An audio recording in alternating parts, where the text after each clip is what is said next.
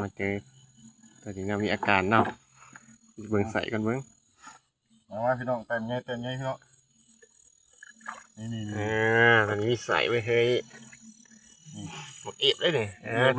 ถือว่าใหญ่เนาะถือว่าใหญ่สำหรับประโยชน์เนี่ยเป็นไงแต่เป็นไงละเบิ่งวิธีจัดการเลี้ยงปลาเนาะขี้มันดิบกับปลามันก็สีดื้อเลยเนาะดิบฟังๆอยู่เลยจะใช่แล้วของวันสั่นละจิ๋วสั่นละ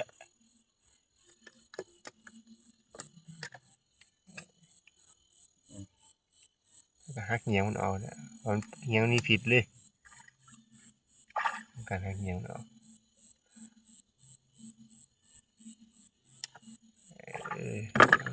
ปวดเบ็ดบาดเลยโอ้ขึ้นลึกพี่น้องเลยขีบในปากมันเนี่ย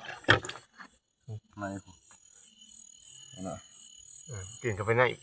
กินเข้าไปในเลย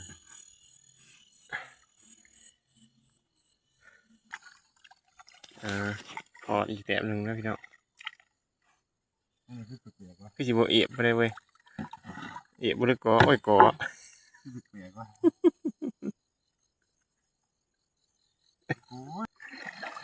นะตัวนี้เหี่ยวไปแล้วพี่น้องเนาะแปะอยู่พี่นี่เอียบมันถ่ายอยู่พี่ทั้งสองเลยเนาะตัวนี้ก็เมียนบอกเมียนนี่ตัวนี้ก็แยกไปเลยมันจะมีใส่ไปเลยเว้ยโอ้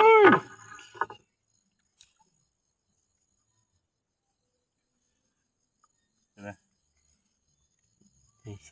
ใส่เล็กนะตัวนี้นะตัวน้อยใส่เอสตัวนี้มันเป็นใส่เอ็ม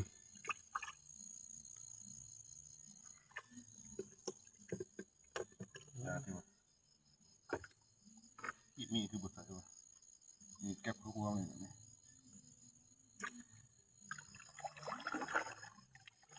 นี่วะที่วันเอานี่เปิดเสร็จไปทำว่าเดี๋ยวมันเวทบอยู่เจ้าแล้วมันไม่โตนี่ตอนนี้ก็ต้อนนี้เข้ามาตัวนี้ตัวนี้นี่หนูนี่ก็ต้อนนี้มั้งดีซ้ายมันฝืนซ้ายเข้าไปได้ฝืนนี่นะนี่มาซ้ายมันฮะไปเกี่ยมันไปเกี่ยใช่ไหมเถอะหลุดว่ะมันนี่มีของหอยโคเนาะเอาทาขี้ไปเพื่อนคนใส่แล้วตัวนึงหอยค้าต่างกองมันกูยืมที่คนไหนไปรีวิวมือนะฮะอ๋อมือล้อมองไปสิลงงานอยู่นะจอนเนาะ